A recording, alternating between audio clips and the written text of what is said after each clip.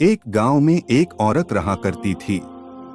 वह पाबंदी से पांचों वक्त की नमाज पढ़ती थी और मोहल्ले वालों को दीन की बातें बताया करती थी।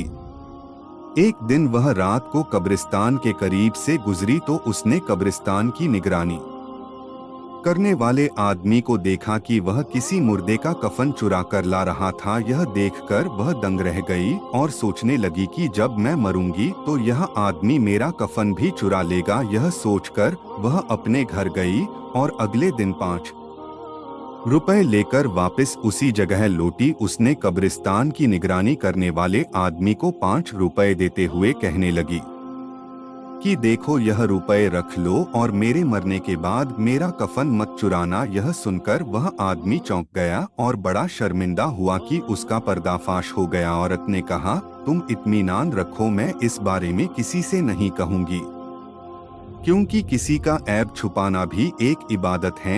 यह सुनकर उस आदमी को बड़ा अफसोस हुआ। उसने तौबा की और इकरार किया कि वह अब किसी का कफन नहीं चुराएगा। कुछ दिनों तक वह अपने वादे का पाबंद रहा, लेकिन फिर उसने कफन चुराने वाला पुराना धंधा शुरू कर दिया। इसके कुछ दिनों बाद उस औरत का भी इंतकाल हो गया। लोग जब उसे दफन करके कब्रिस्तान से चले गए, तब रात को वही कब्रिस्तान की निगरानी करने वाला आदमी उस औरत की कब्र की ओर आया और आकर सोचने लगा कि इस औरत का कफन निकालूं या न निकालूं। सोचते सोचते काफी देर हो गई। आखिरकार उस आदमी को उसकी लालच ने फिर मजबूर कर दिया और वह उस औरत का कफन चुराने के लिए कब्र के और करीब पहुंचा। उसने उसी वक्त उस औरत की कब्र खोदी। कब्र खोदने के बाद जैसे ही उस औरत की लाश नजर आई तो वह डर के मारे कांप गया। उसने देखा कि उस औरत के सीने पर एक काला खतरनाक सांप बैठा हुआ है। उसकी घबराहट देखकर